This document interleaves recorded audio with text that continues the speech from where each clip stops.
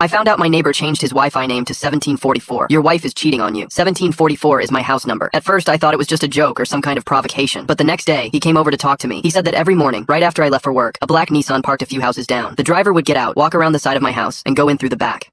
I wanted to believe it was a lie, but the way he described everything, it was impossible to ignore. Still, when I tried to figure out what was really going on, I realized nothing was what it seemed. The neighbor wasn't just some nosy guy, and my wife's affair was only the beginning of something much bigger. When I first saw the Wi-Fi name, 1744, your wife is cheating on you, I laughed. I thought maybe one of the neighbors was messing around. My house number is 1744, and the guy across the street, Jeff, had a weird sense of humor. He once renamed his Wi-Fi to FBI surveillance van just to freak out the teenagers next door. But this time, it felt different. The name wasn't funny. It felt targeted. That night, I asked my wife, Emily, if she'd noticed anything strange. She looked up from her phone, confused, and said no. Her face didn't change, not even a blink. I wanted to believe her. We'd been married 9 years. I trusted her more than anyone. The next morning, as I was leaving for work, Jeff waved me over. He had that serious look, like someone who'd rehearsed what he was about to say. I need to tell you something, he said quietly. Every morning after you leave, a car parks a few houses down. Black Nissan. Same one every day. The driver walks around your house and goes in through the back gate. I just stared at him. You sure it's my house? Positive, he said. I even took a picture. He showed me a blurry phone photo, but I recognized the backyard fence. My backyard fence. All day at work, I couldn't focus. Every time my phone buzzed, I thought it was going to be a message from Jeff with another photo. I didn't tell Emily. I wanted to see for myself. That night, I left my car down the block and walked home. The house lights were on. Inside, I could hear the faint sound of music. Emily's playlist. I crept to the back fence and waited. At 7:42 p.m., a black Nissan turned onto the street. My heart pounded so hard it hurt. The car slowed near my house. Headlights off. A man got out. Tall, dark jacket, baseball cap. He went straight to the gate and slipped inside like he'd done it 100 times.